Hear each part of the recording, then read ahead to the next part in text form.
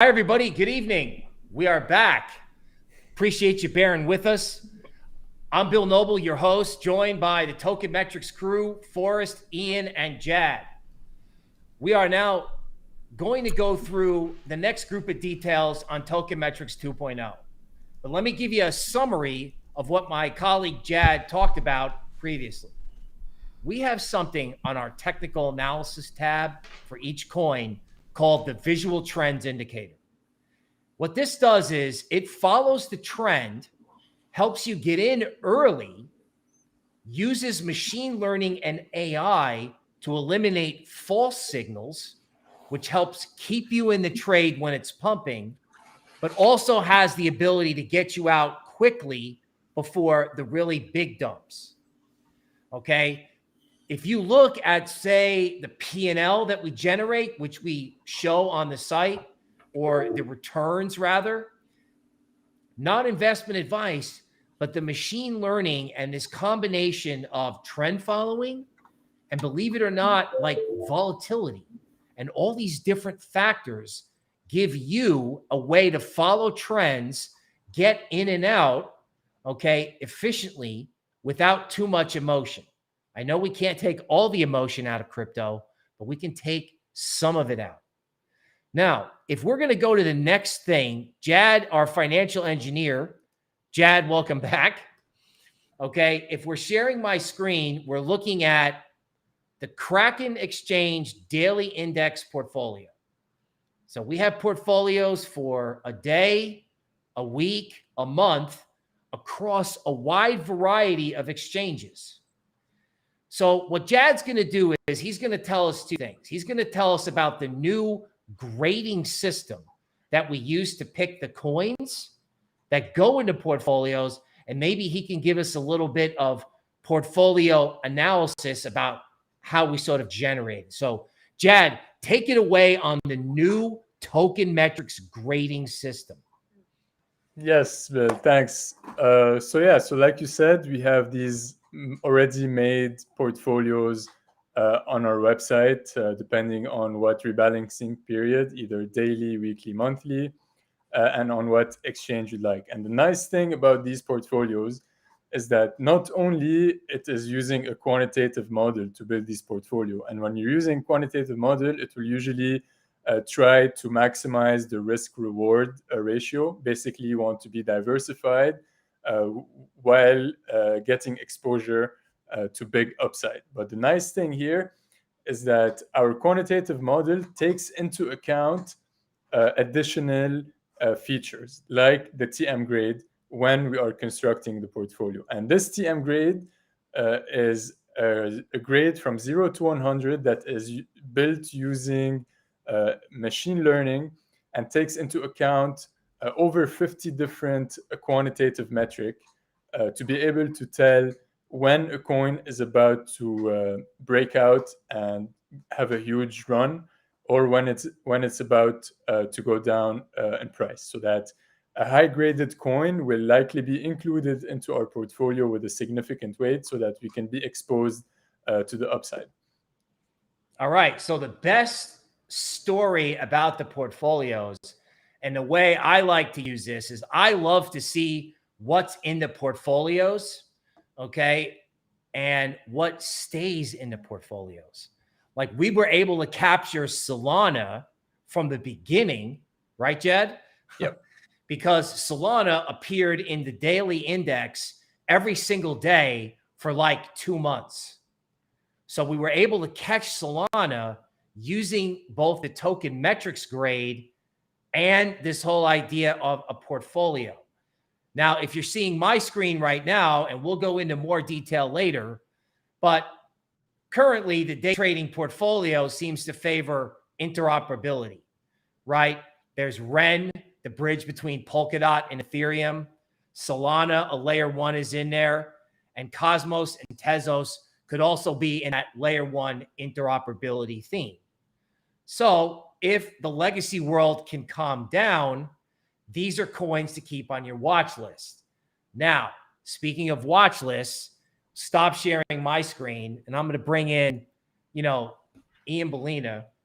who maybe he can show us on Token Metrics 2.0, the ranking system, and just give us a snapshot as to how our system kind of starts you on a way to finding hidden gems.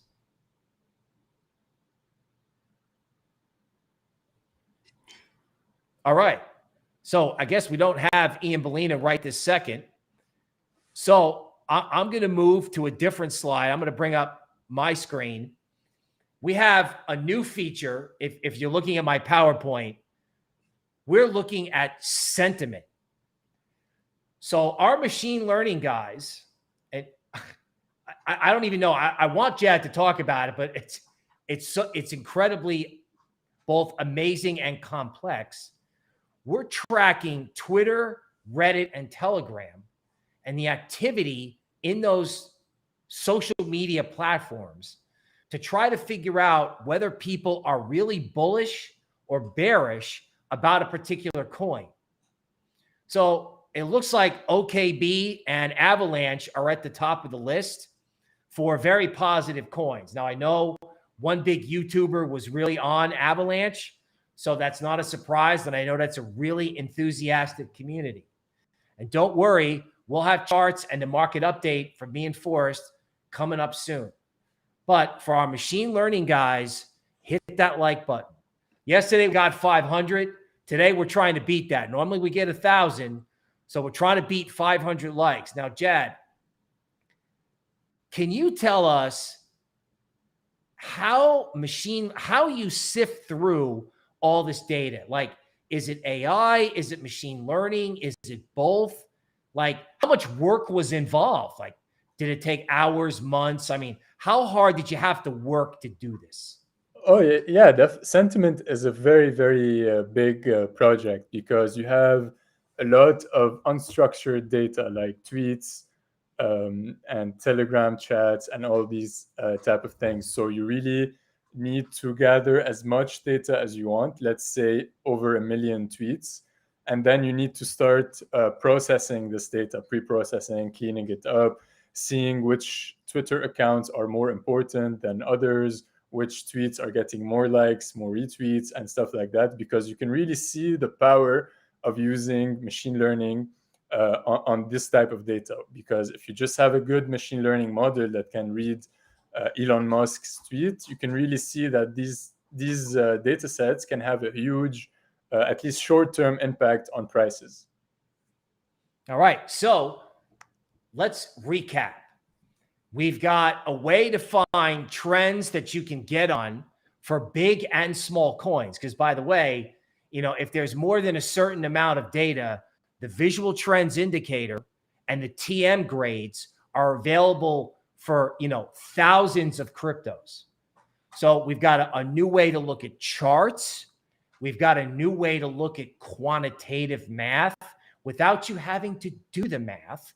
And we help you put them in portfolios or give you a peek at which coins go in the portfolios. And we help you with things like sentiment. Like, are people still super bullish Avalanche? Like, I thought we should take profits. I was thinking about taking profits before vacation in Avalanche at 60. And then I saw this on our website and I was like, oops, they're still bullish out there. All right. So if I'm going to the next slide, I'm looking at a chart of OKB. All right. OKB recently, it's gotten hit from 25 down to 12.5. But interestingly, social media is still very positive on it. So either they've got a lot of really zealous people out there, or if the market stops going down, this is something that it's worth, keyword here, doing your own research, checking it out. In other words, our grading system, right, when you call it up, you're going to see small cap coins at the top of the list. They could be up to 3 to 300 million in market cap. So when you log into Token Metrics, you'll have choices about what sectors you want to look at, or you can just see it ranked straight up. And there's a lot of small cap gems in there. And I know from talking to Jad that some of those small cap gems, I think one of them was in our monthly portfolio. Hey, Bill. Can you hear me? Yes. We need you to share your screen on Restream, Got it. and then we'll be able to see it.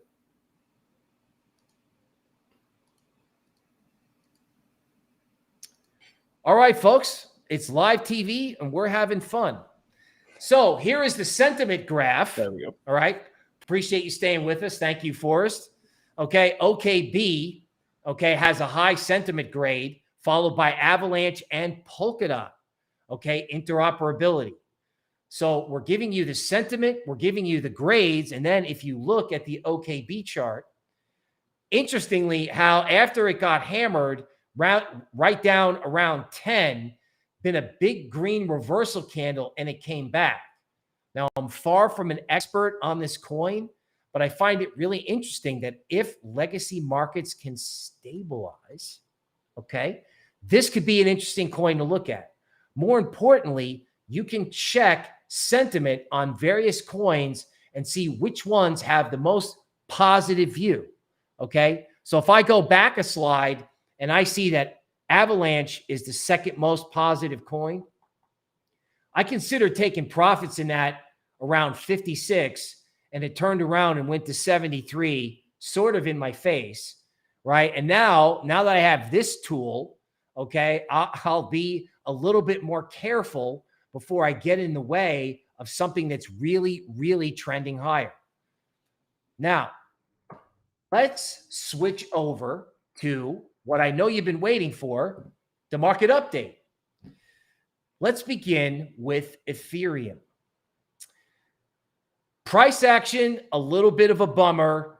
It's a little bit of a downer. If you tuned into yesterday's stream or you were watching the market update on Token Metrics TV, you got an inkling as to why.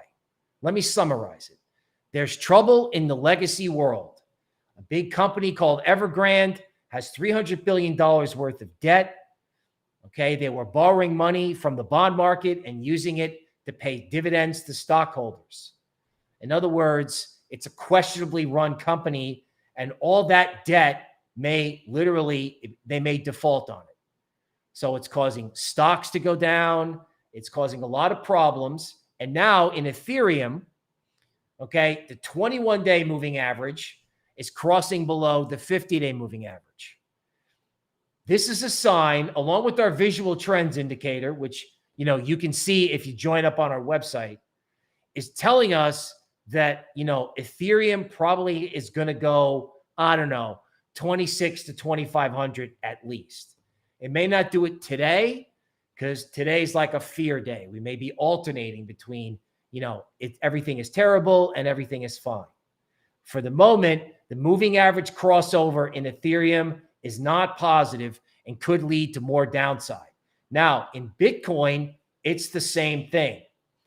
In this case, the 21-day moving average is crossing the 50-day. Back when this happened for sell in May and go away, there was actually a little bit of a rally before Bitcoin really fell apart. But the moral of the story is when the 21-day in green crosses below the red line, which is the 50-day moving average, just this year, it's been a pretty good signal that, you want to have half your portfolio that you hodl, and you want to have a portion of your portfolio that's somehow either protected or used for trading, not investment advice. I can't wait till this legacy situation is cleared up, but that doesn't look like what it's going to be like today. In the S&P 500, you have a big down day today, okay? If there's going to be defaults and problems with banks in China, that's going to result in problems all over the world. The legacy word for it is contagion. So if there is going to be this type of problem, stocks are going to get hit. We talked about that yesterday. Stocks fell below the 50-day moving average. That's the red line. And to keep it simple, all right, because I know you want to get to the altcoin, so keep hitting that like button because we're getting there. But the stock market looks like it literally could go straight down as a result of this head and shoulders top that has this strange downward sloping neckline.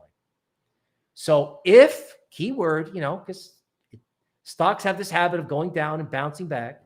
But if stocks really start going down sharply, okay, you could have a 10% down move or more. QQQ, that's, Apple, Amazon, Netflix, Google, Microsoft. A lot of evidence that smart money was selling to small retail traders. QQQ hit the red line this morning and yesterday at the 50-day moving average and then fell out of bed. So there might be a bounce. Tomorrow might be an everything is okay trade. But folks, this is not good. Legacy is impacting crypto because remember, crypto is a risk asset. Altcoins require a flow of money to come in consistently in order to maintain prices. That's why I want you to keep some cash so that if this thing really falls, you can jump in. Because Legacy is telling you that there's trouble. Now, there's a different kind of trouble brewing. So not only do we have Evergrande, okay, but we've got a government shutdown and a debt ceiling problem, which is a nice way of saying America is running out of money, right? They don't even have permission from Congress to run the printing press. Now, normally, this affects short-term government bonds because everybody goes, oh no, are they going to shut the government down? And are we going to get our payment on our little 30-day treasury bill or IOU? Okay, that's not what's happening.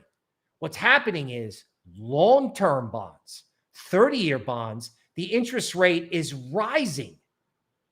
Normally, long-term bond interest rates fall when people get worried about stocks. Like, oh my God, stocks are doing bad. Let's buy bonds, which drives the yield lower.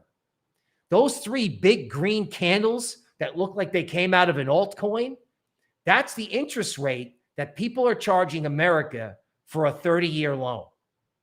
So the credibility of America is in question at the same time as sort of a contagion problem is unfolding with a massive, massive Chinese real estate developer. So if you're wondering, you're like, gee, isn't this supposed to be good for crypto? Yes, eventually, but not right now, not in this phase. And here's another reason why: the dollar. Oh God, this chart breaks my heart, right? The 21-day moving average is bouncing off the 50-day moving average. So the dollar is actually breaking above resistance, okay, which I swear I thought I'd never see this, but I'm seeing it, right? Every big mistake starts with denial, and I would be mistaken if I denied what was happening on this dollar chart. Now, why is the dollar going up if there are all these problems and questions about U.S. credibility, et cetera? Well, in the emerging market world, right, that's outside of like the G7, right, South America, Asia, Africa, if people have a hard time borrowing dollars, or when people get scared, in the legacy world, they run into the dollar. So stocks are falling, fear. Bond yields are rising, more fear. The dollar is going up, even more fear. So it's like a fear sundae with a cherry on top, and it really doesn't taste good. It's actually quite scary. Now that I've sort of outlined that in the most gentle way possible, let's talk about what we're seeing in some of the big cryptos. And maybe what we can do is we can look at the stuff that's not great, but maybe we can also imagine a day if this goes away, say in the next week. So right now, Chainlink is experiencing the same thing it did back in May, where the 21-day in green is crossing the 50-day. So this looks terrible. Chainlink really needs to get back above 23. Sometimes it can be worth it to buy when things work terrible. Now, not investment advice, not advocating catching the falling knife, but if the legacy problem was over, Chainlink might look pretty cheap. So keep an eye on it. Now, DeFi, same thing, not a pretty picture.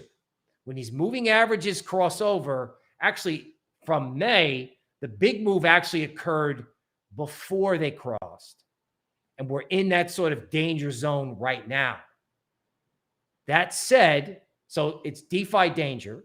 But that said, if DeFi can actually hold it together with legacy falling apart, this could lead to a constructive outcome. So yeah, yesterday I was like, warning. And today I'm like, warning. And I think people get it when they see stocks.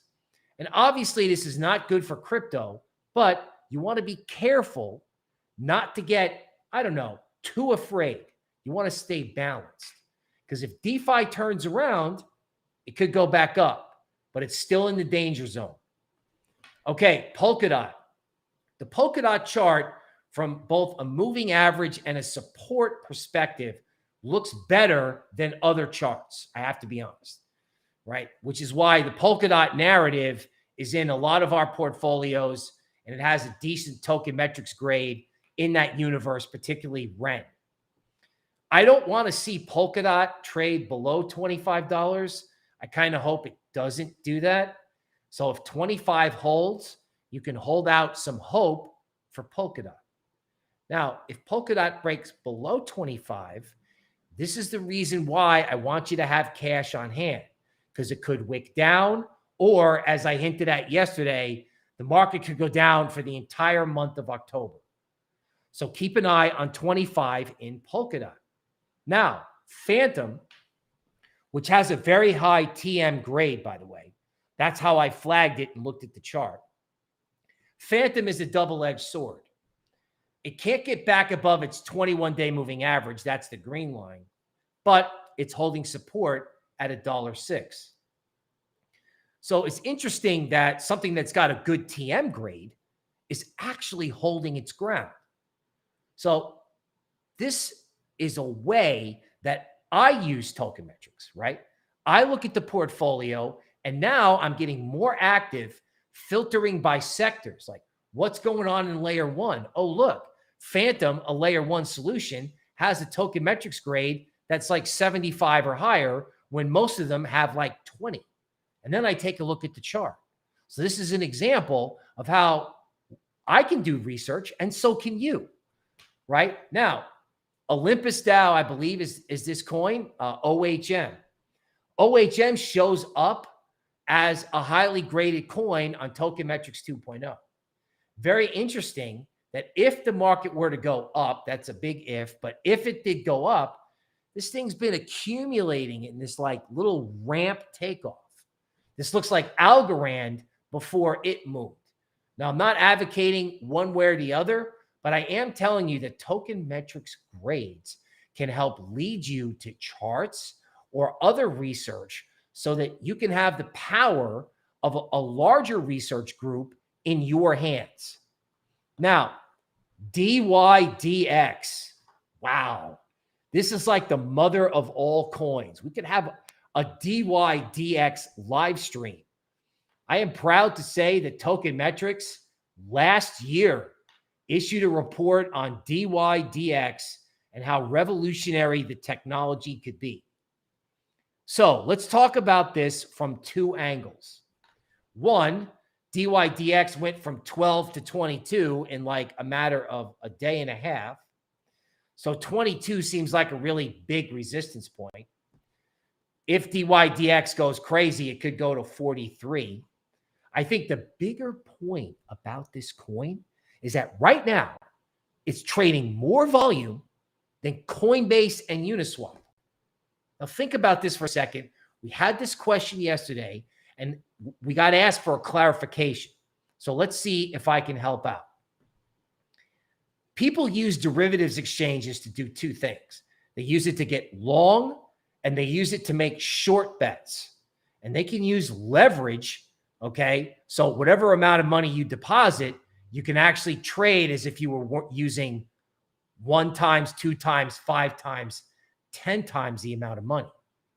Now, currently, people are making a lot of bets on DYDX. The volume is huge. Some of those bets, it stands to reason, are short bets, right? They're betting the market is going to go down. Not the market for DYDX. That's an exchange. They could be betting Bitcoin and all the other coins that have futures contracts could go down. And when you have heavy volume like that, it stands to reason that people who are hedging, who have to protect themselves, are using DYDX. So there's a huge lesson here. If you were a corporation and you put Bitcoin on your balance sheet at 35,000 and you were afraid of some of the things we talked about, you could go on DYDX and put a position on where you would make money on your short derivatives trade to make up for a loss on your spot trade. So what's going on at DYDX has far-reaching consequences. Now, we also got asked yesterday about a Token Metrics favorite, Perp. All right, Perp was above 16. I really thought it was going to go, and it turned out it failed, and it can't get back above 17. So for the moment, it looks like DYDX is eating Perp's lunch. I'm not going to give up on Perp, and here's why. Perp shares its trading fees with its holders. I don't think DYDX does the same thing. So if you're staking with Perp, you actually get a decent yield. I don't know what it is, but people who stake it and hold it, okay, help get yield. But right now, DYDX is hurting Perp. And again, if the market goes down and you've got profits in Perp, think about taking them, not investment advice, if it can't get back above 17. Now, this is from our Token Metrics rankings. Okay, so when I go to Token Metrics, I go, okay, show me all the big cap layer one solutions and show me their Token Metrics grade. I'm not sure if you can see the screen or not, but Ethereum's got a grade of 26. We prefer a grade above 80. Solana has a grade of 60, which means it might improve if it goes back up. Okay, but as you can see, the layer one world is sort of souring in the Token Metrics grade, and it's been that way for a while. So not only did the human analysts have Rectember, but when we were watching the Token Metrics 2.0 beta, like behind the curtain at Token Metrics, we watched the warning signals get put out. So this can help you across big sectors and find hidden gems.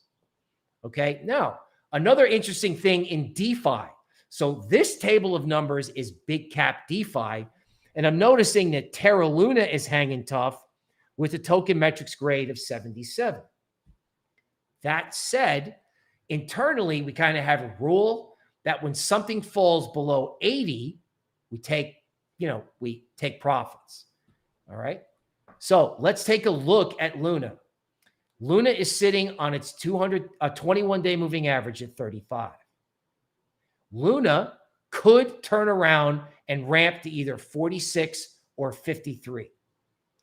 The way this market trades with the TM grade falling, unless the TM grade pops back up, I'm kind of leaning towards either taking some profits or taking some profits if there's a final ramp to 46.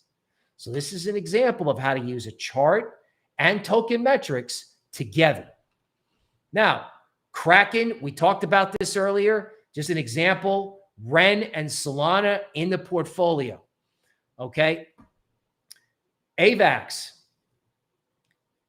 I saw the positive sentiment, and now I'm watching very carefully for the 21-day moving average at $60.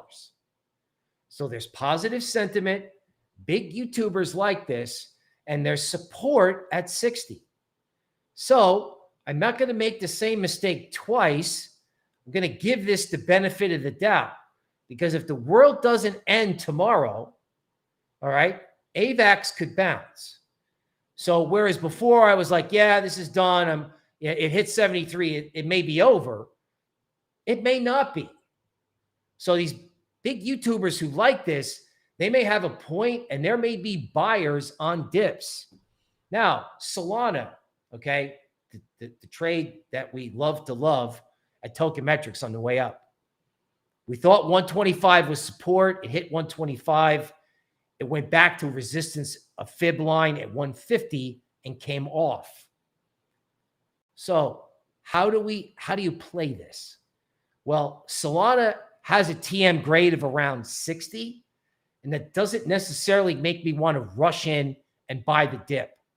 So maybe if it really gets hammered back down to 100, that might actually be the buy zone. So the Token Metrics grade leads me to be patient, right? Solana may go to 500, but it may have to go to 100 or 80 first. So give yourself a break and use a quantitative tool that can help you be patient if that's necessary. Cosmos, we talked about yesterday, a lot of requests. Cosmos hit resistance at 44. Forrest had a trend line and it turned around and came off. I know this is one of the things that our portfolio likes. So if the world does not end, this may be a good dip to get in, right? But you don't want to go rushing in while the TM grades are low and legacy is getting hammered. Now, Ren, a little bit more interesting. Interesting support point at 0.95. It's a diagonal line. Very, very interested to see, given that our AI likes it, whether or not Ren can actually hold 95 cents. Now, since we were into Ren a long time ago, and it didn't go up as much as we thought, but then it went up, we need you to help make us feel better. Help us feel better, folks, and hit that like button, because we gave you all that altcoin analysis, and we helped show you how to use Token Metrics to make money, how to use it in conjunction with charts and fundamentals. So please hit that like button. Please subscribe to our site. If you help us, we can help you. Now, speaking of helping you, Forrest has got some work around 21-week moving averages, okay? These type of moving averages are very popular with momentum players. So Forrest, take it away on the 21-week moving average story. Yeah, thanks, Bill. Thanks for that epic market update. Absolutely legendary. So, guys, Bill just talked about how, and the word that I keep finding myself use is precarious, right? That's what this market is to me, right? And Bill just talked about the potential, and yesterday talked about the potential where October could be a bad month for crypto. It could be a bad month for all markets, and we could potentially see a black swan event. Now, does that mean what he's saying with 100% certainty everything's going to crash? No, of course not. But what does that mean? That means that we need to be responsible and hedge our bets, and literally hedge, right? So for me, I can't speak for anybody else because your strategy may be different than my strategy. And of course, nothing here is financial advice. But for me, this means that I'm looking to get about 20, 30, maybe 35% out of the market and into stable coins in the near future. Now, I do have a high risk threshold, fairly young. It allows me to take more risks. So right now, my altcoin allocation is around my standard 10%. Now, with Bill talking about the potential for equities to crash the market, I'm wanting to get that up to 20, 30, maybe even 35%. Now, when would I do that? Well, because we're on support, and usually I like to buy on a trend line. And this is this trend line here, right? That I'm just putting an X through. This is a long-term trend line that dates all the way back to 2017.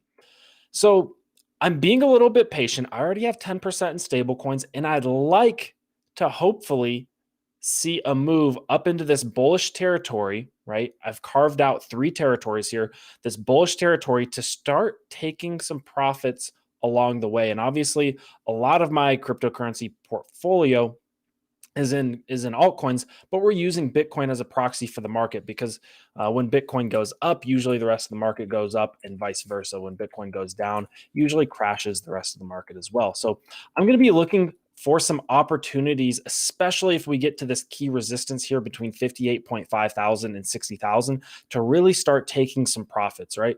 What we don't want to see is a double top here that ends up resulting in a crash further down. And I say we don't want to see it. It wouldn't be the worst thing in the world because we know about this resistance and we can take profits here. So the word that I'm using to describe this market is precarious because Bitcoin and a lot of other cryptocurrencies and equities are resting on their 21-day moving averages. And I've got both the 21 week moving averages. Sorry. I've got the 21 week and 21-day simple moving average and EMA, exponential moving averages, both on here in green and purple. Purple's the EMA. EMA just means it's exponential moving average. That means it weights the more recent data a little bit heavier, so it moves a little bit faster when the more recent data is volatile. So what we're seeing is a lot of mixed signals. For one, we're getting support on top of this trend line. We also got support on top of the downtrend line, right, from our all-time high. We're also getting support on top of the 21-week simple moving average, this green line in there, but we've broken down below the 21-week EMA, the purple line here. So we're getting some mixed signals, and Bitcoin's in a really precarious spot because it's on and around so much support. It's really got to make a decision of whether we're going to go back up higher and into this bullish territory where I would really like to take profits, or down into this neutral territory where we could see some chopping and some bouncing at around $37.5 thousand. That's a big support level that if we breach, I actually become pretty bearish and think that we could see Bitcoin take another trip down to this 30K range, right? And if we break this $28.5 to $32.4 thousand range, that's really, really scary. And we could, potentially see a break further down to maybe even 20K. But the reason this 32.4 to be exact level is so important is it's our 2x short level. And you can see this was what was ultimately tested by many, many wicks, both in January of 2021 and in the consolidation after this big liquidation event, this big crash from $64,000. And the reason it's such strong support is because as Bitcoin's price comes below this $32.4 thousand level, that's the point at which you can no longer short it and have your liquidation point against the all-time high. So when Bitcoin's price drops below $32.4 thousand, that's the market saying we don't think that it's going to make an all-time high anytime soon, anytime in the foreseeable future. Now, obviously, we did dip below this level, and the market for periods of time was getting very doubtful. Yet bulls were able to swoop in and overcome this level and push the price back up. So that's a very, very important level to test. Now, from an application standpoint, so how do we apply or actually hedge? Well, I've told you I'm looking to take profits and get 20 to 30% in stablecoins. Now, for me, that's a lot. I'm very bullish macro crypto, so I don't like to put I don't like to put 50, 60, 70% in stablecoins. You may be comfortable with those levels. For me, it's 20 to 30% is a lot. Now, what do we do with that 20 to 30%? Well, we see flash crashes all the time. And if you're not at your computer 24/7, it's really important to get some buy orders in on cryptocurrencies, especially Bitcoin and Ethereum being the largest of the two and somewhat of the easiest to predict in terms of very strong support levels. Right. So I'm sitting here, right? This dip initially, if you haven't bought it yet and you have a ton of stable coins on hand, might be a good time to eke in 2, 3, 4, 5% of those stable coins, right? Now, if you have less stable coins on hand, maybe it's time to look for some buy orders around this level for Bitcoin, right? Or the corresponding levels for altcoins, 37.5, looking for altcoin deals as Bitcoin comes down to touch 37.5 if we go this low and we break into this level. Why? Because we'd expect some sort of a bounce here. This is a level that we could absolutely see some positive price action from. We could see a bounce and a reversal back up, right? Then again, in this range here. So back in January and back in June, this was the level, the opportune best buying zone that there was. And there is a chance that if we come down yet again to this $28.5 to $32.4 thousand range, that the bulls could yet again show up and push us higher, right? And I can tell you right now that if Bitcoin comes down to test this level again, altcoins are going to become very, very cheap. They're going to be very, very inexpensive.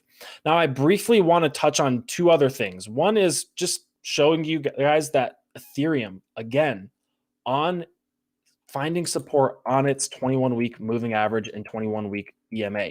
It's at a decision point, right?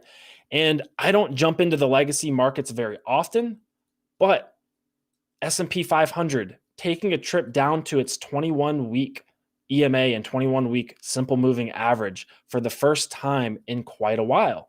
Now, I will say the last few times that it's done this, it's actually been a really good buy, right?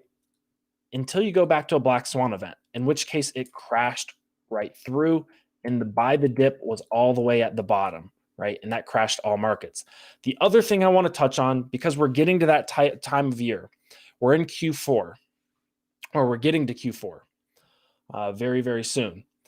And this is no secret. If you guys watch Into the Cryptoverse with Ben Cohen, you've probably known this for quite some time because he talks about it. So I in no way, shape, or form want to take credit for somebody else's analysis, but this is also no secret. In Q4, Ethereum against Bitcoin, this is ETH versus Bitcoin. It bleeds in Q4 against Bitcoin. It's done so for the last 6 years or so, right? So each one of these are Q1 of the year. Each one of these sets of dashed lines, I've outlined Q1 of the corresponding year. Now you can see that going into Q1, Q4, Ethereum loves to bleed against Bitcoin. Now, I love Ethereum. I am very bullish on Ethereum. Very bullish on Ethereum. However, we're getting to a point where in the year, in the cyclical nature of the year, that historically we've seen Ethereum bleed against Bitcoin. So what does that mean? Well, for some people, you may want to hedge your bets and maybe move out of Ethereum and into some altcoins, or out of Ethereum and into Bitcoin, right? I look at this as an opportunity because I'm very, very bullish on Ethereum in the long term as a time to look for Ethereum buys, right? Look for Ethereum buys and, whoops. I'm getting, getting hung up here. Let me refresh this. Right. I'm personally looking for buys on Ethereum Bitcoin at these levels, right? Because I know that there's a really good chance that going into Q4 of this year, we're going to start seeing some discounts, and we're going to start seeing it potentially challenge again, Ethereum Bitcoin, again, 21-week moving average. We're resting on support. However, knowing that historically it likes to bleed into Q4 and then pump in Q1, right? Look at all these Q1 pumps, especially in January, over and over and over and over again. We see these Q1 big pumps, Ethereum against Bitcoin. I'm looking at Q4 as an opportunity to DCA into more Ethereum as the price drops, knowing that there's a really strong chance that we see a Q1 pump of Ethereum versus Bitcoin. Now, all of that depends on the market. And if we see a black swan event, of course, this could all be thrown off. But as long as we hedge, right, we take those 20 to 30% stable coins and start putting those buy orders in low, we should be fine in order to treat the market like normal otherwise. So we hedge, and then we're able to kind of go business as usual, knowing that if a black swan event occurs, we're properly hedged, whether that's buying a put option or just putting orders in low or entering a short to tail hedge. There's many ways we can actually hedge, but hedge, and then you can go about your business as usual without losing sleep at night. Right. So I'm going to kick it back over to Bill. I hope you enjoyed this analysis. I hope you found it useful. All right. Forrest, thanks a lot. So let me give you an encapsulation. Forrest picked up a really nifty seasonal pattern there, even if it was from another analyst, that Q4 isn't good for altcoins necessarily or ETH. And Q4, Rocktober, okay, as I've been calling it, is also a seasonal pattern for equities. So what can you do in the next 30 days? Well, protect yourself, stay patient, follow Evergrande and the government shutdown news. What you can also do is subscribe to tokenmetrics.com and watch our visual trends indicator to see if things like Luna and Ethereum turn bearish. Learn how to use the site so when it turns either at the end of October or later on in the end of the year, you'll be ready. So if you have 1 month's worth of money or 2 months worth of money or 3 months worth of money for our subscription, it's an investment in learning to stay out of the way of the drop and to be there to pick up the hidden gems when it turns back up. That's it for today, folks. We thank you for joining us. Please hit that like button on the way out. This is Bill Noble from Token Metrics TV. We will see you tomorrow.